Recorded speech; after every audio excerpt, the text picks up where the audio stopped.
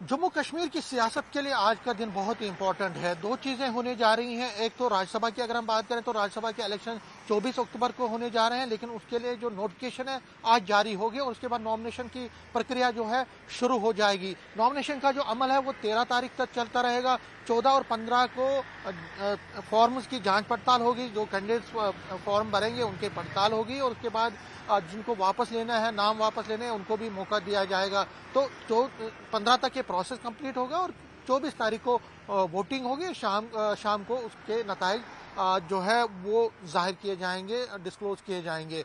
National conference के लिए और खासकर नेशनल कॉन्फ्रेंस और बीजेपी के लिए बड़े इंपॉर्टेंट हैं ये 4 सीटें और उसके नताइज।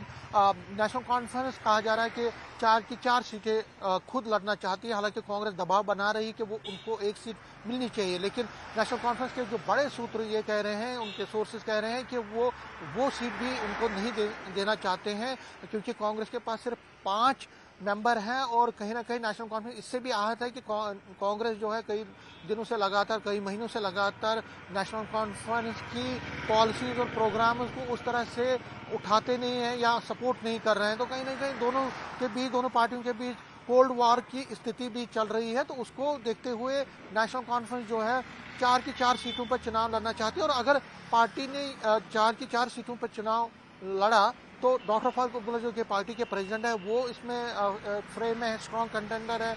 इस तरह से चौधरी रमजान जो कि फॉर्मर मिनिस्टर रहे हैं, बहुत बड़े नेता हैं पार्टी के, नॉर्थ से वो है, सज्जाद किचलू किश्तवाड़ से, उनका भी नाम लिया जा रहा है और कई और नेता हैं उनके भी नाम लिया जा रहे हैं।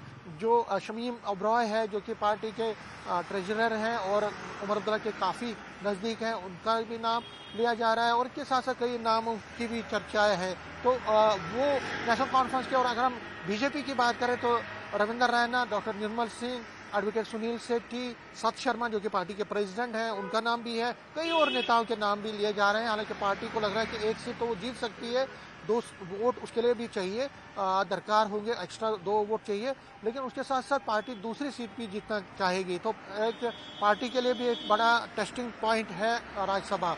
अब 1-2 दिन में तस्वीर साफ होगी कि कौन सी पार्टी किसको चुनाव लड़वाती है, ये कुछ दिनों में पता चलेगा। उसके साथ साथ ये तो राज्यसभा की बात हो गई, लेकिन 2 सीटें जो वैकेंट असेंबली की सीट्स हैं उस पर भी आज शाम को 4 बजे प्रेस कॉन्फ्रेंस के बाद जो है अनाउंसमेंट होगी, डेट्स का अनाउंसमेंट होगा। और अगर हम इन 2 की बात करें जो बाईपोल यहाँ पे होने वाले हैं, बड़गाम की सीट और नगरोटा की सीट जो है देवेंद्र सिंह राणा जो कि पार्टी के नेता थे और पहले एनसी में रहे थे, वो फिर बीजेपी ज्वाइन करके वहाँ से चुनाव जीता था।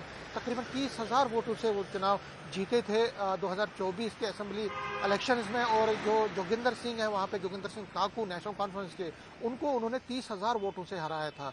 लेकिन इस बार पार्टी जो है देवेंद्र सिंह राणा जिनके अब दुनिया में नहीं है, तो उनकी बेटी दिव्यानी राणा को चुनाव लड़ा सकती है। उसमें पार्टी को लगता है कि एक सिंपैथी वोट का फैक्टर भी होगा।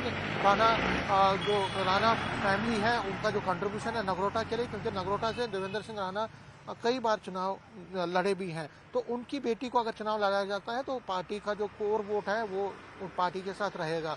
नेशनल कॉन्फ्रेंस भी इस इस सीट से दमखम से चुनाव लड़ाना चाहती है और हो सकता है कि जोगिंदर सिंह काकू को दोबारा से चुनाव में लड़ाया जाए। हालांकि कांग्रेस ने भी चुनाव लड़ा था यहाँ पे, पार्टी ने भी तकरीबन 4 से 5,000 वोट लिए थे। पार्टी क्या दोबारा से वहाँ से चुनाव लड़ेगी या नेशनल कॉन्फ्रेंस के कैंडिडेट को बैक करेगी, इस पर भी नजर रहेगी। हालांकि हर्षदेव सिंह जो कि इंडिया ब्लॉक के भी हैं, पैंथर्स पार्टी से हैं, नेशनल पैंथर्स पार्टी के, वो भी चुनाव लड़ना चाहते हैं और उन्होंने अपने पोस्टर जगह जगह पे चिपकाए हुए हैं। पहले से ही वो तैयारी कर रहे हैं और वो भी अपना दावा वहाँ से ठोक रहे हैं। हर्षदेव जो कि हरदेव सिंह फॉर्मर मिनिस्टर भी रहे हैं और जो इंडिया ब्लॉक का हिस्सा भी हैं, वो क्या वो वहाँ से चुनाव लड़ते हैं या नेशनल कॉन्फ्रेंस उनको मैनेज कर पाएगी, उनको चुनाव न लड़ाने के लिए मनवाएगी, ये देखना होगा। बड़गाम की सीट बहुत ही इंपॉर्टेंट है नेशनल कॉन्फ्रेंस के लिए। टेस्टिंग टाइम होगा जो है उमर अब्दुल्ला के लिए, क्योंकि उमर अब्दुल्ला ने वो सीट वहाँ से जीती थी लेकिन फिर छोड़ दी, क्योंकि उन्होंने दूसरी गांधरबल रिटेन की और इस सीट से जो है अपने आप को अलग कर दिया था, वहाँ से उन्होंने रिजाइन किया था।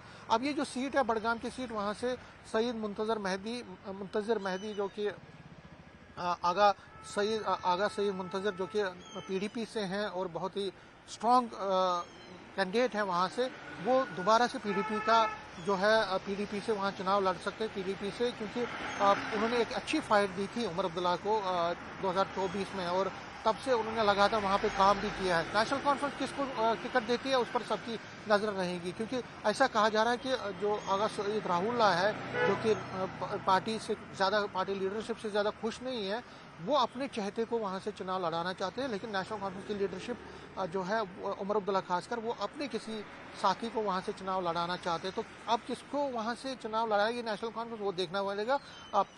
उसका सीधा मुकाबला, नेशनल कॉन्फ्रेंस का सीधा मुकाबला पीडीपी से होगा, और अगर नेशनल कॉन्फ्रेंस में बात आपस में नहीं बनती है तो ये पीडीपी को फ़ायदा दे सकती है, या किसी और जो है पार्टी को फ़ायदा दे सकती है। बीजेपी हो या बाकी जो छोटी पार्टियां, वो भी वहाँ से चुनाव लड़ सकते हैं, और इस सीट पर खासा नज़र रहेगी, क्योंकि अगर नेशनल कॉन्फ्रेंस वहाँ से चुनाव जीतती है तो ये एक विंडिकेट करेगा, एक एंडोर्समेंट होगी जो पॉलिसीज और प्रोग्राम और जो फंक्शनिंग है उमर अब्दुल्ला गवर्नमेंट की पिछले 1 साल की, उसको ये विंडिकेट करेगा। और अगर उमर अब्दुल्ला वहाँ से चुनाव, उनकी पार्टी जो चुनाव हारती है, तो ये उमर अब्दुल्ला के लिए एक बड़ा सेटबैक होगा, बहुत ही बड़ा सेटबैक होगा, और पार्टी को उससे, उसकी क्रेडिबिलिटी को भी उससे बहुत ज़्यादा नुकसान पहुंचेगा। अब क्या होने वाला है आगे, ये तो आने वाला वक्त ही बताएगा। डेट्स की अनाउंसमेंट आज होगी, और कब इलेक्शन होंगे उस पर भी हमारी नज़र रहेगी। कैमरामैन चांद के साथ मैं समीर भट्ट, न्यूज़ 18 जम्मू।